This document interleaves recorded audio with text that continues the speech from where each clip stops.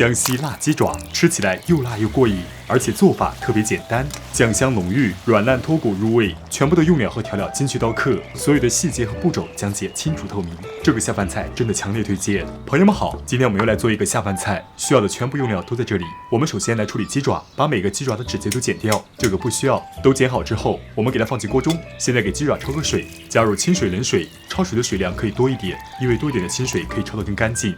放入去腥3件套，葱姜黄酒，葱姜黄酒都不需要计量，因为它只是焯水使用，所以多一点少一点都不影响。点火，开中小火焯水，因为中小火焯水可以把肉中的血水还有异味更好的焯出来。那么鸡爪放进一旁焯水。我们现在把辅料爆锅料切一下，先切大蒜，喜欢吃可以多放一点，不喜欢吃可以少放或者不放。首先给它拍一下，拍一下再切，切的时候它就不会滚来滚去了。那么拍好之后，我们给它粗浅的切一下，切成蒜泥。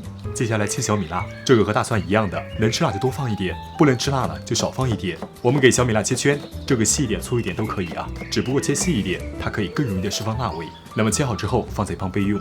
现在锅中的水也开了，我们打下浮沫，这些浮沫都是血水，如果不打走，它又重新融到水里了，所以那样的话会有一些异味。而且浮沫打干净之后了，那么我们取出鸡爪的时候，鸡爪表面就会沾点浮沫，所以也就不用清洗。打干净之后再焯水一个1分钟。好了，时间到了，我们给鸡爪取出，锅洗干净后重新拿回来。底部的火开中火，我们下入食用油，这个油量按照个人的喜好增减，把油铺满锅底。这是我们煮鸡爪需要用到的葱姜和香料，我都会打在丝幕上面，这样大家看得更清楚一点。放入锅中，我们给它煸炒一下，煸炒个20秒。那么香料炒香之后，我们下入控好水的鸡爪，给它们翻炒2下。接下来我们放入调料，这是我用的主食勺子，液体1勺在10克，这个大小容量给大家作为参考。4勺生抽酱油，围绕锅边淋入，这样可以通过锅壁的高温来烹下酱香味。2勺老抽酱油，用来上颜色，给鸡爪翻炒一下。和酱油炒入融合，这一步炒30秒就好。然后我们下入1罐啤酒，先下入啤酒，鸡爪不需要担心热胀冷缩，主要是放过啤酒之后，我们再放热水，那么热水的量就可以很好拿捏。然后我们加入热水，这个热水的量和鸡爪齐平就好。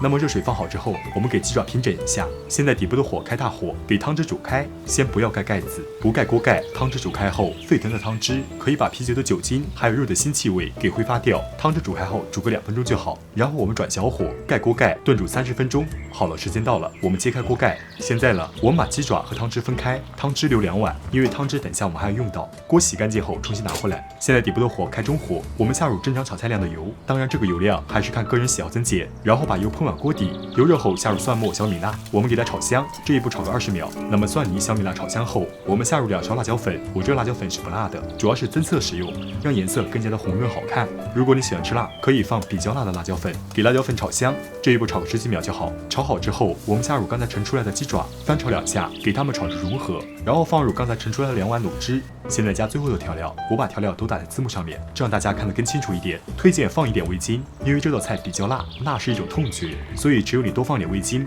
鲜味才可以更好的被你感知到。现在底部的火开大火，我们给锅里的汤汁收拢，那么收的这个样子就可以了。我们下入配色的小葱，你也可以换成香菜，给它翻炒均匀。那么这个江西辣鸡爪就制作成功了，非常的香，非常的辣，又辣又过瘾，真的特别下饭，无敌好吃，所以快去试试吧。